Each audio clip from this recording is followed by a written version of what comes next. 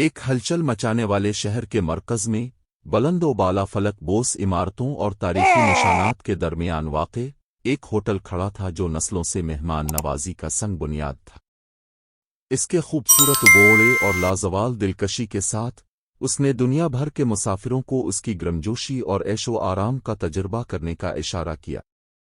موسم خزاں کی ایک تیز شام، سارا نامی ایک تھکی ہوئی مسافر ہوٹل کے عظیم دروازے پر پہنچی۔ وہ گھنٹوں سفر کرتی رہی، اس کے پاؤں انجان گلیوں میں گھومتے پھرتے تھک گئے۔ جیسے ہی اس نے شاندار لابی میں قدم رکھا، اس کا استقبال ایک کونے میں بجتے ہوئے پیانو وادک کی پرسکون دھن اور ہوا میں تازہ پھولوں کی خوشبو نے کیا۔ فرنٹ ڈیسک کے قریب پہنچ کر سارا کا استقبال ایک مسکراتے ہوئے دربان نے کیا جس نے گرمجوشی اور پیشہ ورانہ مہارت کا مظاہرہ کیا۔ ایک طویل سفر کے بعد آرام اور مہلت کے وعدے پر شکر گزار ہوتے ہوئے وہ اپنے کمرے میں داخل ہوئی۔ اپنے پورے قیام کے دوران سارا ہوٹل کی بے عیب سروس اور تفصیل کی طرف توجہ سے متاثر ہوئی۔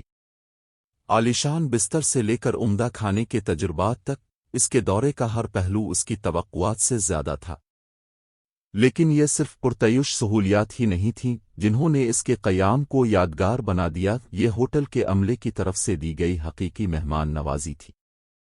ہر صبح ناشتے میں اس کا نام لے کر استقبال کیا جاتا تھا، اور ہر شام وہ اپنے کمرے کو بے عیب طریقے سے تیار پایا۔ ایک سوچے سمجھے لمس نے محسوس کیا کہ وہ ایک مہمان کے طور پر قابل قدر ہے۔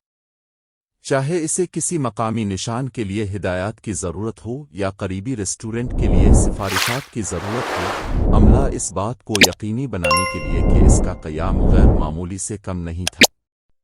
جیسے ہی سارا نے اپنے آخری دن ہوٹل کو الوداع کیا، وہ اس پناہگاہ کو پیچھے چھوڑنے پر اداسی کے ایک دو جھونکے کو محسوس نہیں کر سکی جس نے اسے اپنے سفر کے دوران سکون فراہم کیا تھا۔